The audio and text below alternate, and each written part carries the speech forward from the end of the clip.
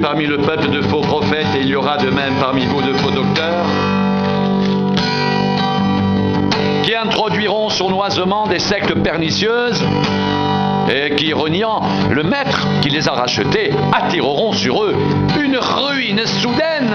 Plusieurs les suivront dans leur dérèglement et la voie de la vérité sera calomniée à cause d'eux. Par cupidité, ils vous exploiteront au moyen de paroles trompeuses. Eux que menace depuis longtemps la condamnation et dont la ruine ne sommeille point.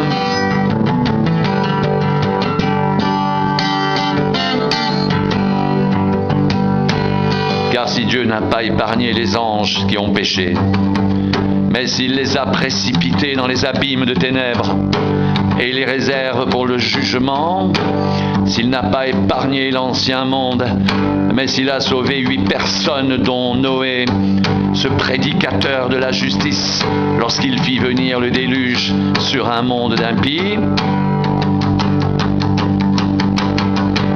s'il a condamné à la destruction et réduit en cendres les villes de Sodome et de Gomorrhe, les donnant comme exemple aux impies à venir, et s'il a délivré Lot le juste, profondément attristé de la conduite de ces hommes sans frein dans leur dérèglement, car ce juste qui habitait au milieu d'eux tourmentait journellement son âme juste à cause de ce qu'il voyait et entendait de leurs œuvres criminelles.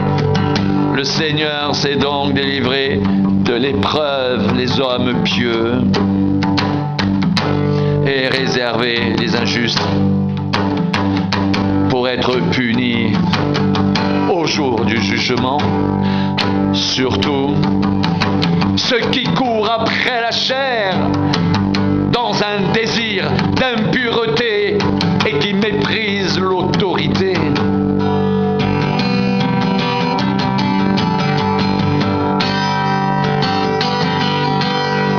Audacieux et arrogants, ils ne craignent pas d'injurier les gloires, tandis que les anges supérieurs en force et en puissance ne portent pas contre elles de jugement injurieux devant le Seigneur.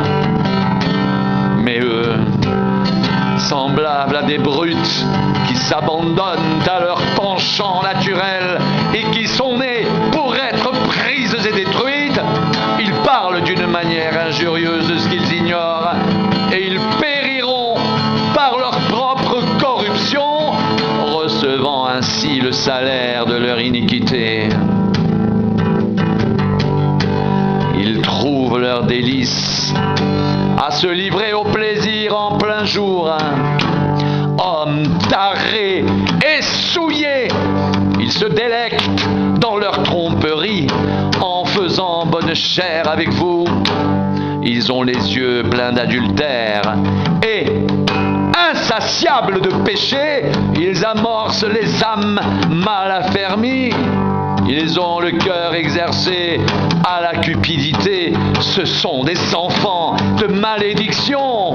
Après avoir quitté le droit chemin, ils se sont égarés en suivant la voie de Balaam, fils de Béor, qui aima le salaire de l'iniquité, mais qui fut repris pour sa transgression. Une ânesse muette, faisant entendre une voix d'homme, arrêta la démence du prophète.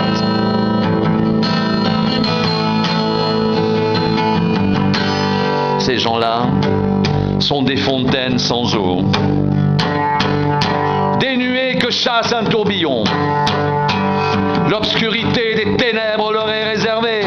Avec des discours enflés de vanité, ils amorcent par les convoitises de la chair, par les dérèglements, ceux qui viennent à peine d'échapper aux hommes qui vivent dans les garements.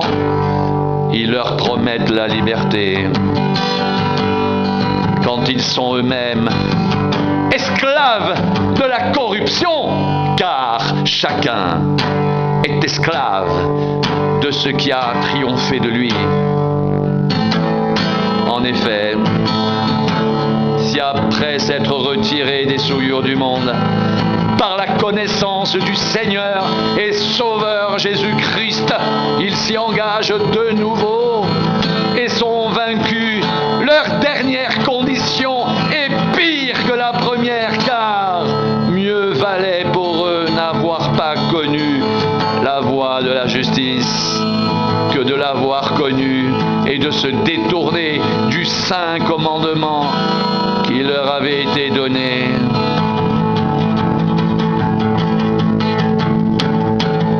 Il leur est arrivé ce que dit un proverbe vrai. Le chien est retourné à ce qu'il avait vomi et la truie s'est vautrée dans le bourbier.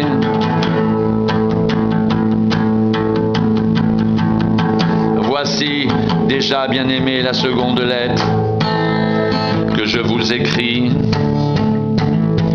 Dans l'une et dans l'autre, je cherche à éveiller par des avertissements votre saine intelligence, afin que vous vous souveniez des choses annoncées d'avance par les saints prophètes et du commandement du Seigneur et Sauveur enseigné par vos apôtres. Sachez avant tout que dans les derniers jours, il viendra des moqueurs avec leur raillerie et marchant selon leur propre convoitise. Ils disent, où est la promesse de son avènement? Car depuis que les pères sont morts, tout demeure comme dès le commencement de la création. Ils veulent ignorer en effet que des cieux existèrent autrefois par la parole de Dieu, ainsi qu'une terre tirée de l'eau est formée au moyen de l'eau, et que par ces choses le monde d'alors périt, submergé par l'eau. Mais par la même parole, les cieux et la terre d'à présent sont gardés et réservés pour le feu, pour le jour du jugement, de la ruine des hommes impies. Mais il est une chose, bien-aimée, que vous ne devez pas ignorer, c'est que devant le Seigneur, un jour est comme 1000 ans, et 1000 ans sont comme un jour. Le Seigneur ne tarde pas dans l'accomplissement de la promesse, comme quelques-uns le croient, mais il use de patience envers vous, ne voulant pas qu'aucun périsse, mais voulant que tous arrivent à la repentance. Le jour du Seigneur viendra comme un voleur. En ce jour, les cieux passeront avec fracas, les éléments embrasés se dissoudront, et la terre avec les œuvres qu'elle renferme sera consumée. Puisque tout cela est en voie de dissolution, combien votre conduite et votre piété doivent être saintes. Attendez et hâtez l'avènement du jour de Dieu, jour à cause duquel les cieux enflammés se dissoudront et les éléments embrasés se fondront. Mais nous attendons selon sa promesse de nouveaux cieux et une nouvelle terre où la justice habitera. C'est pourquoi, bien-aimés, en attendant ces choses, appliquez-vous à être trouvés par lui, sans tache et irréprochable dans la paix. Croyez que la patience de notre Seigneur est votre salut, comme notre bien-aimé frère Paul vous l'a aussi écrit, selon la sagesse qui lui a été donnée.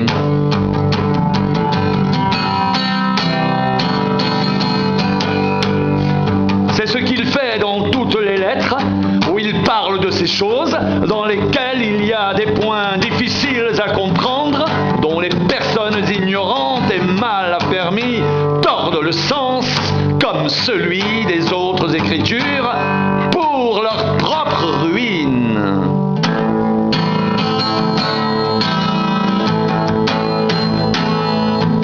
Vous donc, bien-aimés, qui êtes avertis, tenez-vous sur vos gardes, de peur qu'entraînés par les garements des impies, vous ne veniez à déchoir